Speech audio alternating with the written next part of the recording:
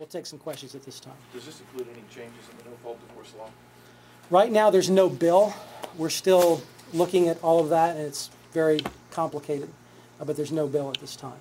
Is it the long-range plan, though? Yeah, we'd like to see some version of mutual consent principles. We think that's a great common sense idea to do this. Now, he didn't fully develop it, but in the absence of mutual consent, in other words, if the parties can't consent, which actually empowers the woman, by the way, to negotiate child custody and financial arrangements, but it also would require, if they can't get mutual consent, they can allege fault, physical, sexual abuse, abandonment, infidelity, adultery, commission of a felony, these types of things. Then it would be a fault basis as well for divorce. But these are things that are just ideas at this point. And John, given your success with the most recent petition drive, it's like, would that be a consideration also, is to go back to this grassroots on a mutual repeal or modification of no fault? Well, that's exactly right. I mean, we have hundreds of people in the field that are basically saying to us, what's next? What else can we do?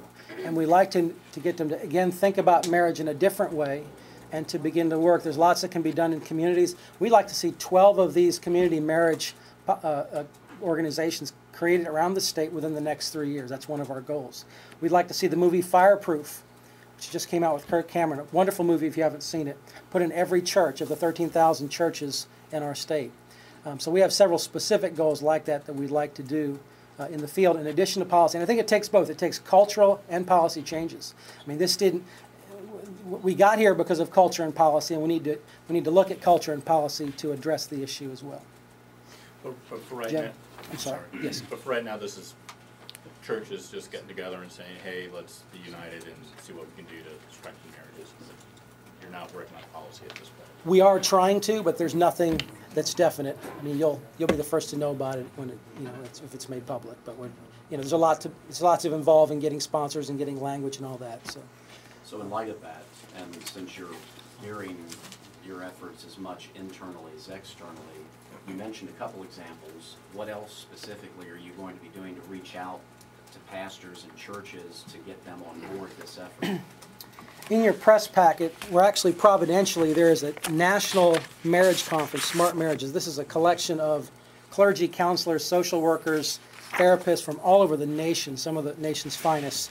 Not all conservative Republicans, many liberal Democrats that understand the importance of marriage as a central socializing agent to society.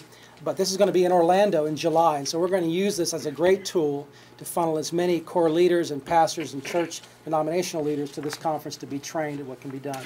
Another thing is that mentor couples are extremely effective. I can tell you from personal example.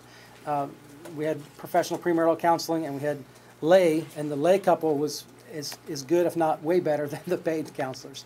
And so obviously if there's serious issues involving substance abuse, professionals need to be employed. But there's many, many problems, and I think the studies even show that in crisis marriages, a couple who's been there and can tell their story is statistically way more effective than a professional who would approach the same thing. It ends up being divorce counseling instead of unification counseling. So.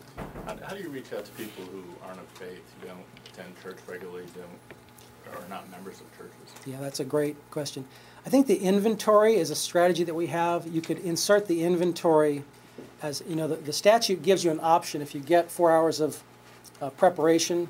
The inventory, I think, is a great thing for secular couples because it's non-sectarian. It just asks you all these questions, bank accounts, children, all these questions that are objective to really ask yourself, is this really what we want to do?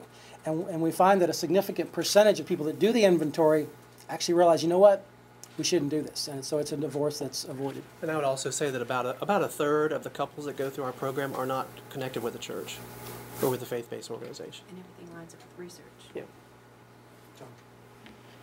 Well, one of the projects we'd like to do, actually, is to network online every single church, counselor, whoever, that will offer free counseling or free, premarital education, and just make that available to the public in every single county.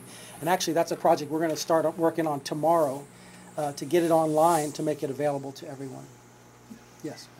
In Dalton, Georgia, the judges are also cooperating with the churches, and a lot of civil weddings are performed by judges. And they're now requiring, if you want to get a civil wedding in Dalton, Georgia, you have to take a premarital inventory and be trained in communication and conflict resolution. So the public sector can work with the private sector in doing this. One of the things that we say is that a multi-sector problem requires a multi-sector solution. We need to have the faith-based sector, but we need to have the business sector and the government sector, and we use the police department here in Tallahassee, the fire department. We want to work with everybody to make this happen. I mean, we don't have any more money to throw at problems. We don't. I mean, it's just we have to look at bold solutions to difficult problems and ask the public lawmakers, in addition to public leaders and pastors, to step up to the plate and really look at this issue seriously and address it. So, thank you.